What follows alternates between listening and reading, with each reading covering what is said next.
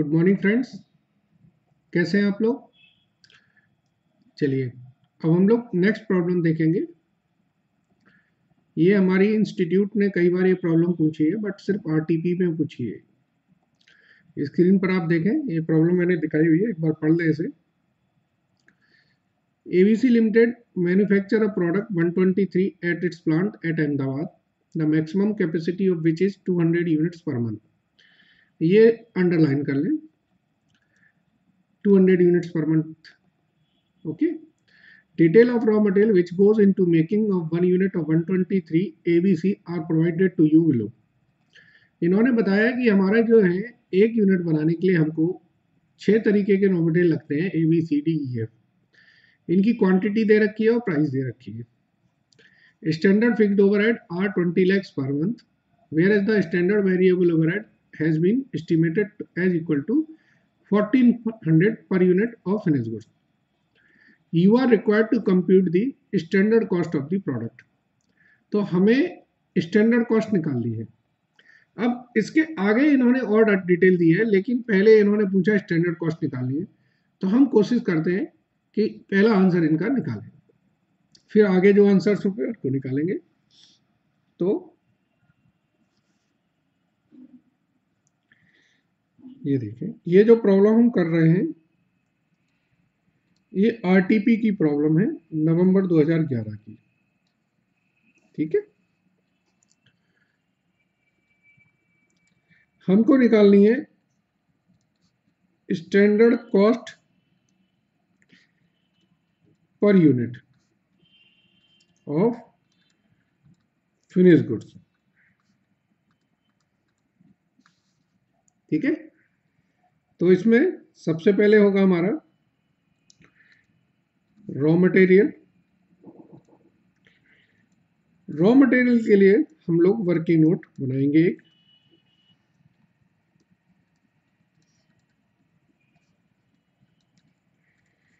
Standard cost of raw material per unit. देखिए, हमको raw material दे रखे हैं 6 तरीके के, ABCDEF, और उनकी जो क्वांटिटी है स्टैंडर्ड क्वांटिटी वो दे रखा है हमको 1 2 3 4 5 6। इसके साथ इन्होंने स्टैंडर्ड प्राइस दे रखी है 600, 500, 400, 300, 200, 100। तो इसका मतलब है जो मेरी स्टैंडर्ड कॉस्ट आएगी वो कितनी होगी, SQ इंटू SP, वो कितनी होगी 600, 1000, 1200, 1200, 1000, 600। इसका टोटल करें तो ये जो टोटल आ रहा है ये आ रहा है 5600। तो जो रॉ मटेरियल की कॉस्ट है वो हमारी है 5600। दूसरा है लेबर, इसमें दे नहीं रखी है, तो वो है वेरिएबल ओवरहेड। वेरिएबल ओवरहेड दे रखा है हमको 1400। और तीसरा है फिक्स्ड ओवरहेड। फिक्स्ड ओवरहेड आप देखिए 20 लाख दे रखा है, टोटल अमाउंट जो है वो है 20 lakhs। और जो टोटल यूनिट्स हैं, जो मैक्सिमम कैपेसिटी है वो है 200। तो आप समझ गए फिक्स्ड ओवरहेड पर यूनिट कितने होंगे।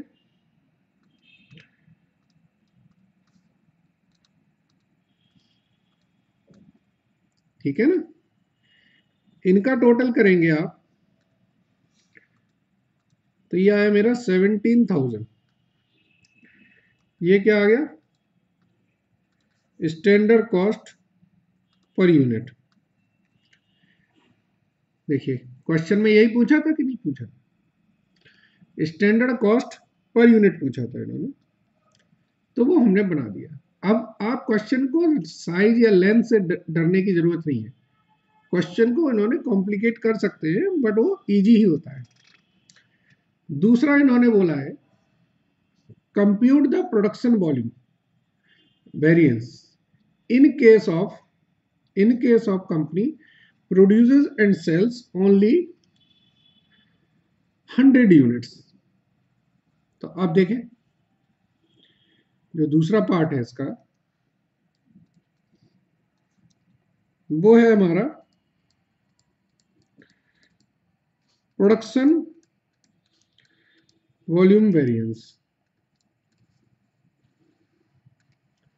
अच्छा मुझे आप बताएंगे कि प्रोडक्शन वॉल्यूम वेरिएंस कैसे कैलकुलेट होगा? सर नहीं पता। देखिए, अच्छा आप अपने कॉन्सेप्ट पर जाइए, सोचिए वॉल्यूम वेरिएंस हमारा कहाँ कहाँ आता है। तो जो वॉल्यूम वेरिएंस है वो हमारे दो जगह कैलकुलेट होता है, एक तो होता है फिक्स्ड ओवरहेड में और एक होता है सेल्स में। याद है, एक होता है फिक्स्ड ओवरहेड में और एक होता है सेल्स में। तो अब बात हो रही प्रोडक्शन की। प्रोडक्शन का मतलब प्रोडक्शन से रिलेटेड, तो प्रोडक्शन से रिलेटेड वेरिएंस कौन सा होगा, फिक्स्ड ओवरहेड का। तो हमें इसका निकालना है fixed overhead volume variance.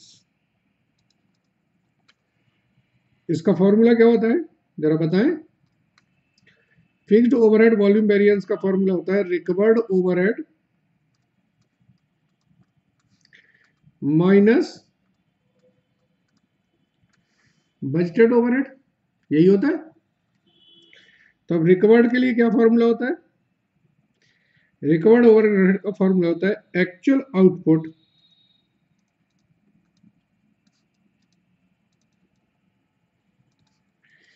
Into standard rate per unit minus budgeted overhead. Actual output कितना है 100 यूनिट का, स्टैंडर्ड रेट कितना था 10,000 और बजटेड ओवरहेड कितने हैं 20 lakhs। तो ये कितना आएगा, ये आएगा आपका 10 लाख एडवर्स, ठीक है ना। ये 10 लाख आया आपका एडवर्स। चलिए अब और देखें क्या पूछा है इसने। तीसरा पूछा है C part, compute the usages and material price variance considering the following actual data. अब इन्होंने बोला है मटेरियल प्राइस वेरिएंस निकालिए, मटेरियल यूजेस वेरिएंस निकालिए, एक्चुअल क्वांटिटी और एक्चुअल प्राइस इसने आपको दे दी है, ठीक है ना। चलिए कैसे करेंगे, देखिए कितना सिंपल क्वेश्चन था। हमको निकालने हैं material price variance and material usages variance. तो मैंने आपको बताया था material price variance is equal to होता है standard price minus actual price into actual quantity, और मटेरियल यूजेस वेरिएंस क्या होता है standard quantity minus actual quantity into आप actual sorry into standard price, ठीक है ना। तो इसको हम ऐसे लिख सकते हैं A Q into S P minus A Q into A P, और इसको हम लिख सकते हैं S Q into S P minus A Q into S P, ठीक है। तो हमको ये तीन डाटा चाहिए हैं, तो इनको देखेंगे, वर्किंग नोट बनाएंगे। S Q into S P का, ए क्यू इंटू ए पी का और ए क्यू इंटू एस पी का। ठीक है ना। चलिए, जो डाटा हमें दिया है उसको यूज कर लें। जैसे ए क्यू दे रखा है हमको 102 201, तो इसको लिख लें जरा। 6 तरीके के हमारे रॉ मटेरियल हैं।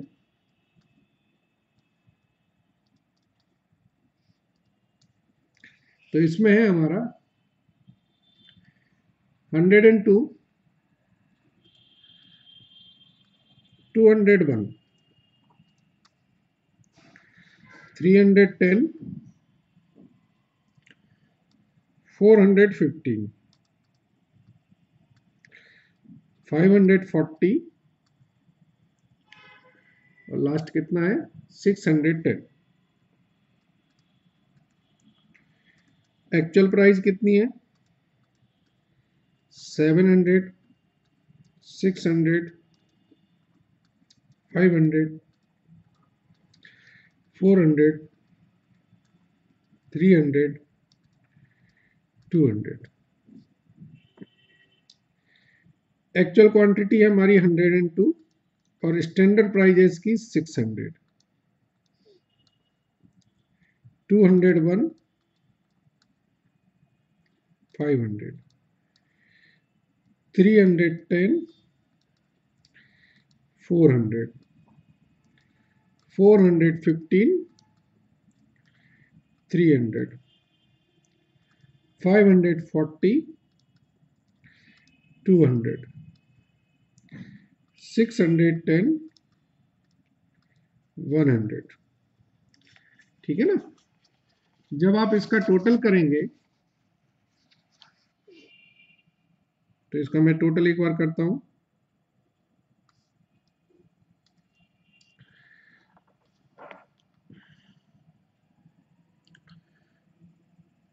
इसका सबसे बढ़िया तरीका है, हम कैलकुलेटर पे कर लेते हैं। चलिए, अदरवाइज इसका एक और तरीका था कि हम इसको एक्सेल सीट पे डाल दें और फटाफट से फॉर्मूले कर लें।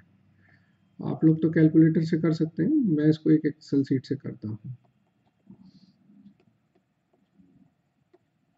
एक मिनट।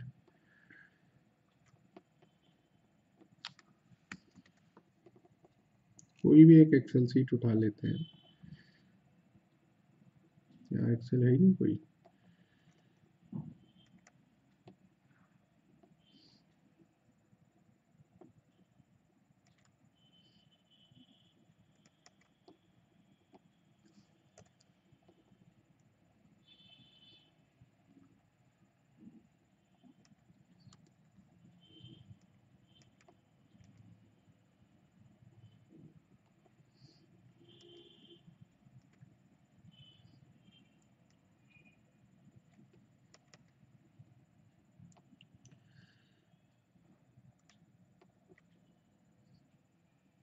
एक मिनट, हम अभी फॉर्मूले कैलकुलेट कर लेते हैं। देखिए, A B C D E F, ये हमारा है 102 201 310 415 540 एंड 610। प्राइस है हमारी 700 600 500 400 300 200। तो इसका जो टोटल है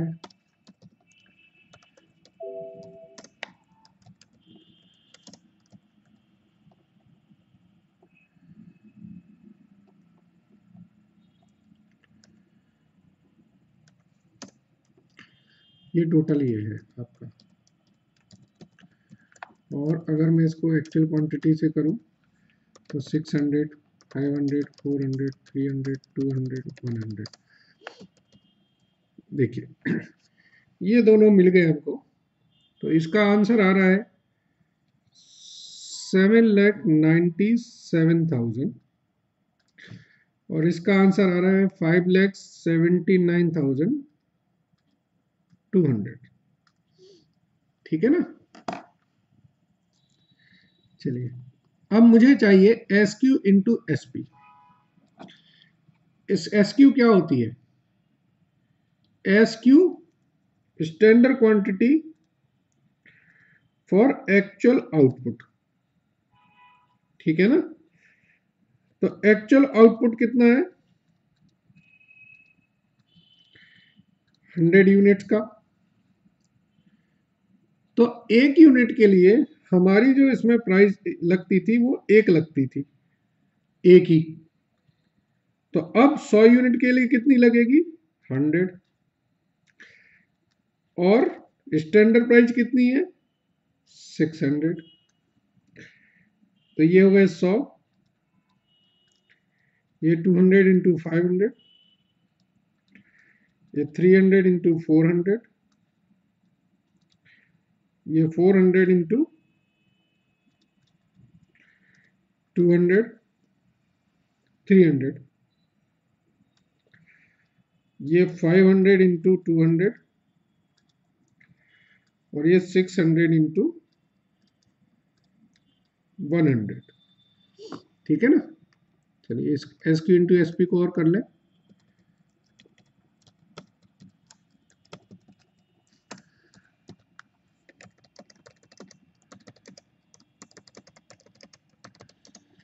तो S Q into S P अगर हमारा जो टोटल आ रहा है वो आ रहा है 5,60,000, ठीक है ना। तो सो मटेरियल प्राइस वेरिएंस क्या होगा,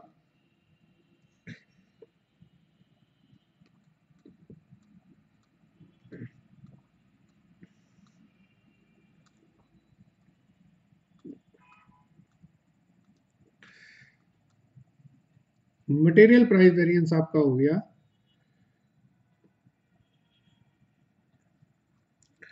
5,79,200 माइनस 7,97,000, ठीक है। और मटेरियल यूजेस वेरिएंस क्या होगा 5,60,000 माइनस 5,79,200। तो ये 19,200 हमारा एडवर्स आया, और ये आएगा हमारा 217,800 एडवर्स, ठीक है ना। इस तरीके से हमने इसके मटेरियल प्राइस वेरिएंस और मटेरियल यूजेस वेरिएंस निकाल दिए। अब हमें क्या पूछा गया है, जरा और देखें क्वेश्चन को। डी पार्ट पढ़िए इसका जरा। एज्यूमिंग नो डेविएशन इन दी सेलिंग प्राइस, यानी कि एक्चुअल सेलिंग प्राइस और स्टैंडर्ड सेलिंग प्राइस सेम है, and actual overhead from what was projected in standards, मतलब ना तो आपके ओवरहेड में कोई वेरिएशन है और ना ही आपके सेलिंग प्राइस में वेरिएशन है। कंप्यूट एक्चुअल प्रॉफिट, ठीक है। तब जरा डी पार्ट देखेंगे हम इसका।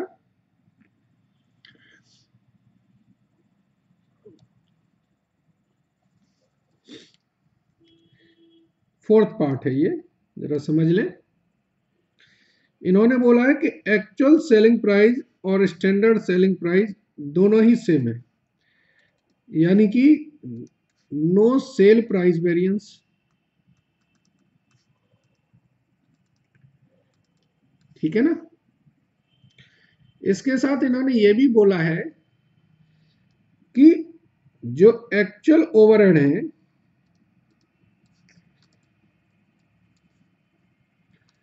वही आपके स्टैंडर्ड वेरिएबल ओवरहेड है,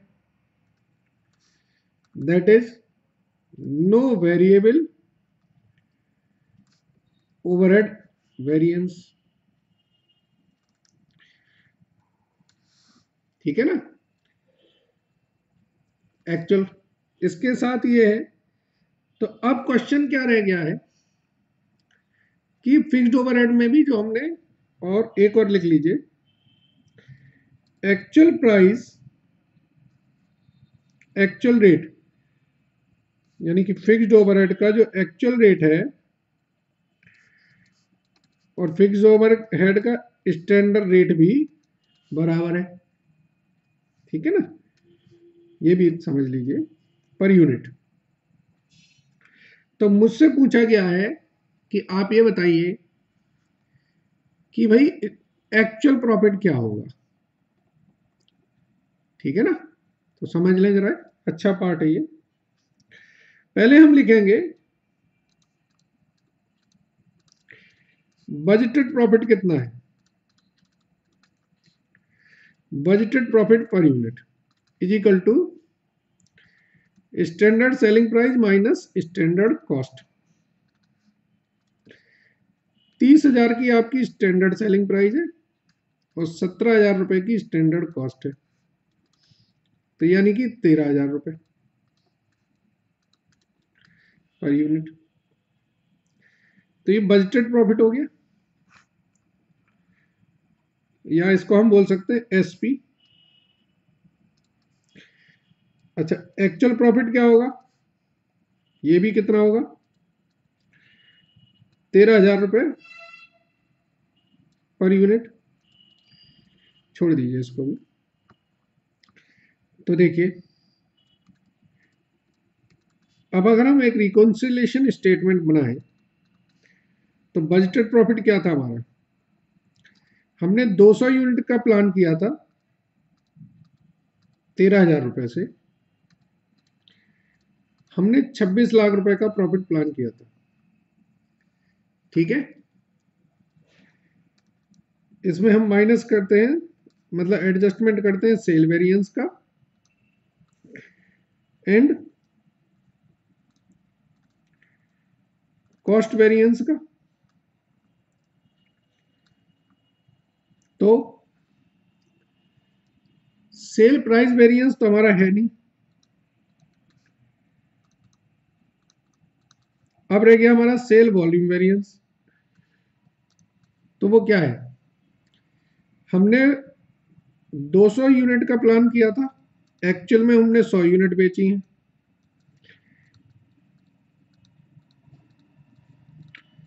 तो जो 13 लाख रुपए हमारा ये एडवर्स हो गया। ठीक है, तो ये 13 लाख रुपए हमारा 26 में से जब 13 माइनस करेंगे तो हमारा 13 लाख रुपए बचेगा, यानी कि ये हुआ standard profit for actual output. अब हम इसमें से कॉस्ट वेरिएंस माइनस करेंगे, material price variance, material usages variance. Material price variance हमारा कितना निकाला था हमने, अगर आप देखें ये था 217,800 एडवर्स, और ये था हमारा 19,200 एडवर्स। वेरिएबल ओवरहेड कोई भी नहीं है वेरिएंस। फिक्स्ड ओवरहेड में एक तो होता है एक्सपेंडिचर वेरिएंस, वो नील रहेगा, मैंने बताया एक्चुअल ओवरहेड और बजटेड ओवरहेड सेम है, और एक है फिक्स्ड ओवरहेड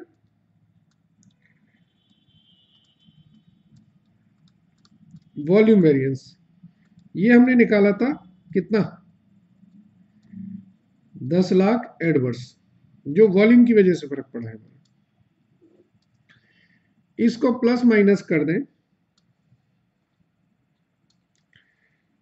तो ये हमारा तीनों ही एडवर्स है।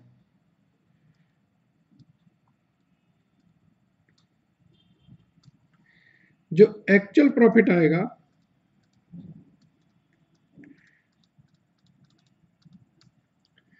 वो आएगा हमारा 63,000 रुपीज। ठीक है सर,